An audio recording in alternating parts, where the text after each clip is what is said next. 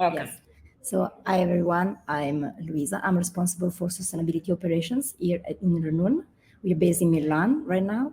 And yes, we wanted to give you an overview of digital product passports that are mostly related to EU regulations, but also involve products not produced in the EU, but commercialized in the EU. So it could be interesting for everybody here.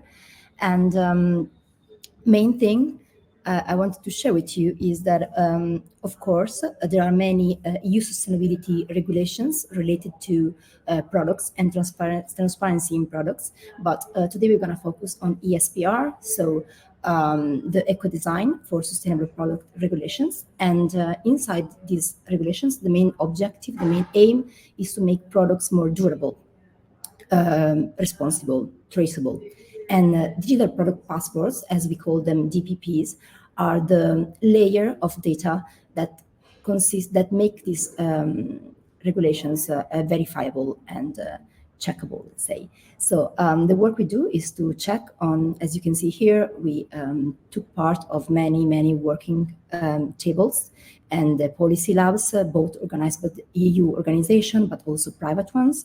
And that's how we keep ourselves updated on the latest EU regulations, and also how we take real action and take part on defining what these regulations will be. So yes, that's a kind of the framework we work in. And the main thing I wanted to share with you is this kind of timeline to explain you what happened. So in July 2024 is when ESPR came into force. But it's just in April 2025 is when the Commission actually published the work plan that I'm going to share with you later. So what's going to happen this year, like in these months actually, is when we expect the delegated acts to be published. And these delegated acts are going to be explaining us better what the compliance will include. So what brands are going to be forced, I would say, to implement before the really adoption of these delegated acts, which, as you can see, is going to happen in 2027, around February 2027. And as always, there will be a buffer period of 18 months for the implementation of these delegated acts. After the period, the brands who will not be compliant, so that will not have digital product passports on their products, won't be able to sell their products in Europe. So that's why everybody is involved, of course, in this sector, and also many other sectors in this digital product passport conversation. So that's why it's important. Going on, but what is a digital product passport? Maybe somebody here doesn't know. And it's really an identity card of the product. So a lot of information are stored there, but it's not just a display of information, of course. It's an opportunity for the brand and for the product itself to tell its story. And because there are a lot of information above and beyond compliance. So that could be the story of the product, the origin, and opportunities to how to make the product more durable and to give it more lives than it should have. So as you can see here, some of the data that's going to be included in passports that are already included in the active passports are product information, like certification, proof points that the brands want to share. And then some impact indicators, for example, climate change. It's probably one of the ones going to be mandatory, but the others are to be determined, like land use, water use, electricity use. Then you're going to have all the product origin information, which is the supply chain. So where does the raw material come from, how the packaging works, the distribution, the shipping. So all the steps of the production of a product that we just find in the shop or online, and we don't know all the story behind it. So that's going to be interesting at consumer level as well. And then a lot of information about post-purchase. This is very interesting in my opinion. It's going to be included probably in the quite certainly in the passports, but it's really an opportunity, I think, for the brand to show different kind of services they can do. For example, repairs or loyalty programs for clients, resell opportunities and warranties. So if, for example, you sell a kind of product that can be broken at some point, the clients can come back to the brand and ask for a repair. And you can do everything, all of these things from the digital product passport. So it's so much more than just the storage of data, for sure.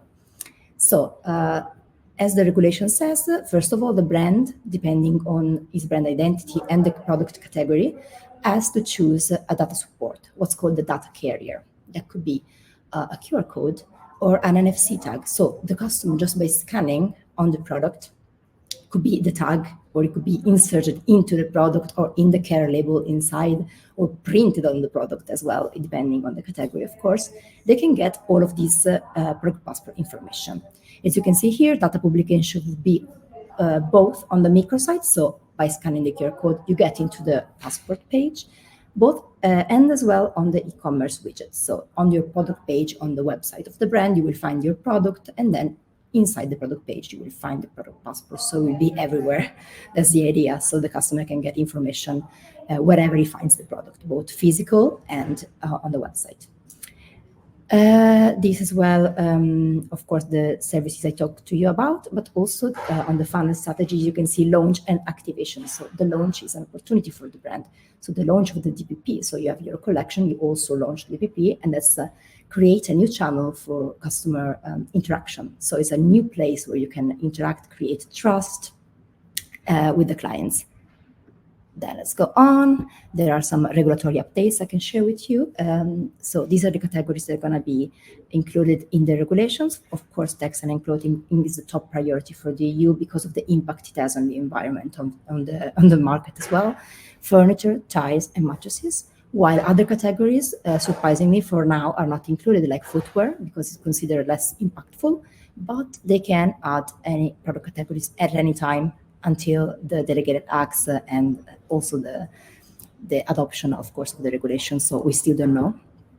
These are some of the information that are going to be mandatory. So the unique product identifier, which is a code connected to the specific product, and then some information on supply chain, declaration of conformity, CE marking, and some user manual and maintenance. And then you can see all the optional information, which is the very interesting part. I mean, is the opportunity, in my opinion, the most creative part. So you have the storytelling of the product, circular economy programs, repair, as I told you, exclusive content, customer registration and loyalty. So all the opportunities the DPP brings with himself.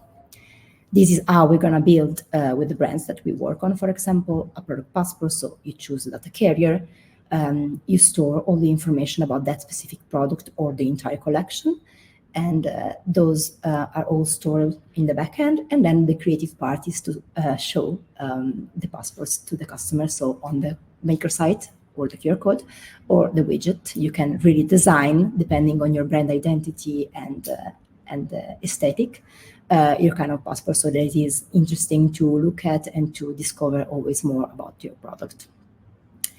These are some of the information we still don't know a lot about. So the like some information on the specific product categories, or maybe where the QR code should be, depending on the regulations, and who can access all the archived backup data that we hold for the clients, because all these data certifications, supply chain, we store them. So who's going to be able to access to them, who's not?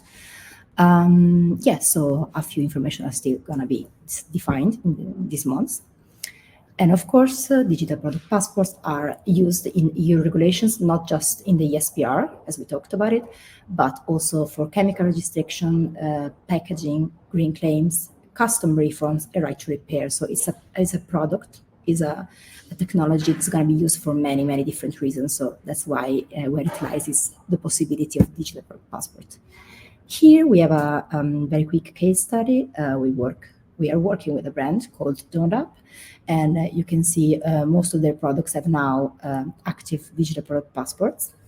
As you can see, we have all the supply chain and the QR code on the tag and a lot of more information. I suggest you to go and have a look on their website.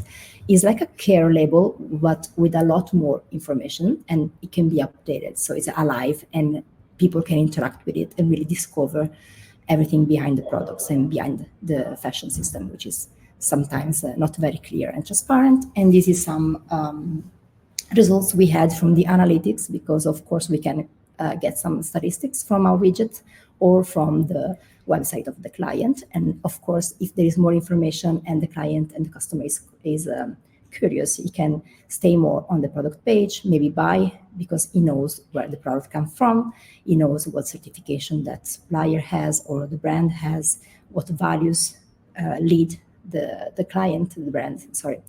And so, yeah, here you can find what happens when you have a widget and a passport on your product page. Here, I wanted to share with you just a quick QR code with some information, timelines, how to get in contact with us, or if you have any questions, of course, you can contact our team. And here you will have some more explanations. And also here, this is a report about the opportunity of digital product passport and why in this confusion, that seems like a confused situation of the compliance. In reality, there are a lot of opportunities for transparency and also for in business, for sure. So I wanted to give you all this information as well for you to have a look at it if you don't know it, or to learn a bit more about EU regulations. And that's it for my side. Perfect. Thank you so much.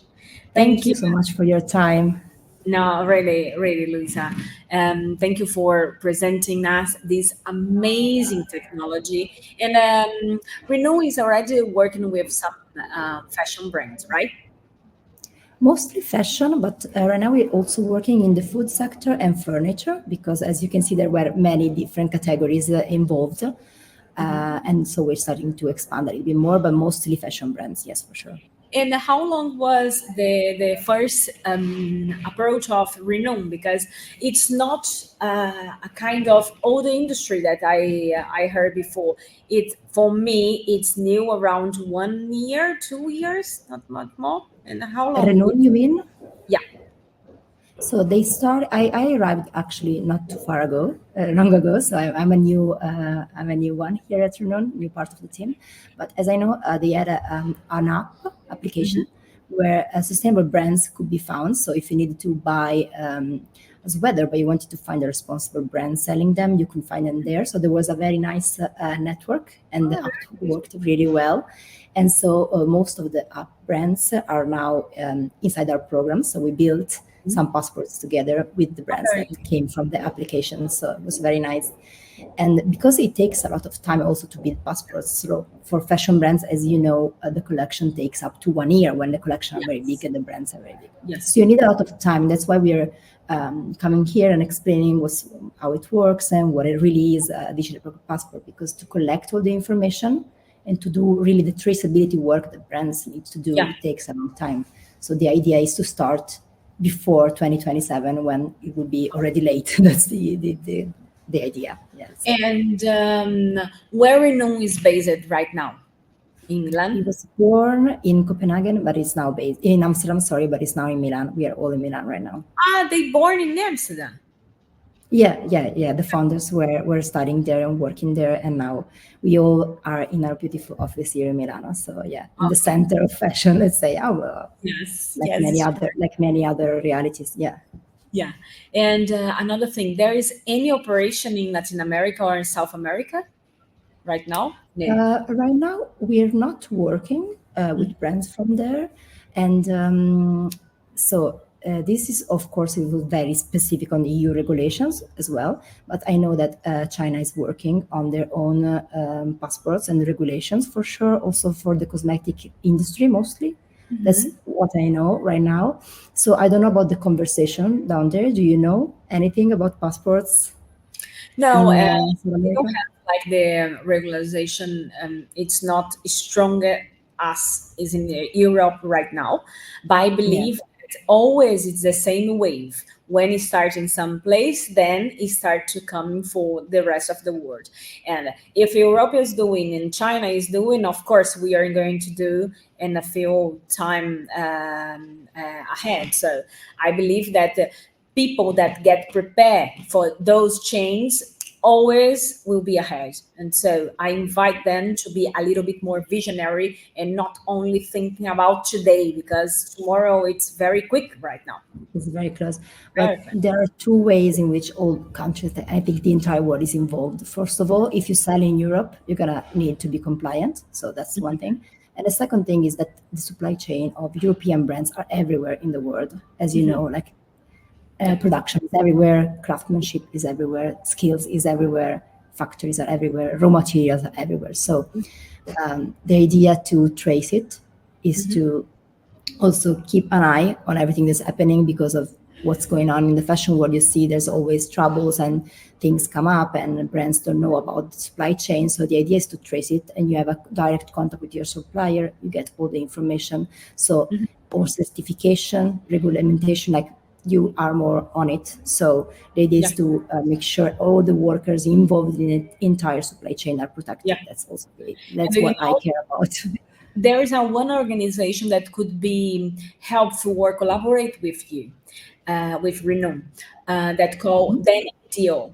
Deal. They are from Amsterdam. They are based. Wow, okay.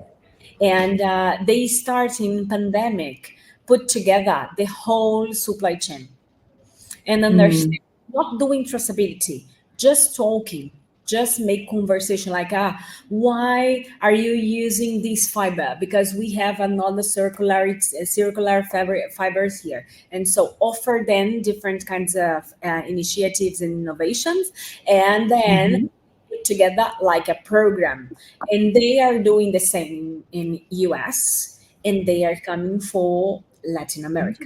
And so maybe they can give to you the overview that you need as regularization, laws, and everything. I will connect then with you. Okay. Please, yes. Thank you so much. That would be useful. Thank you. Thank you for your time. Thank you for having us. Today was a pleasure to hear you, and thank you for people for hearing us. Thank you. Have a nice. Bye, everyone. Have a good rest of the day. Bye. Thank you. Bye. Thank you.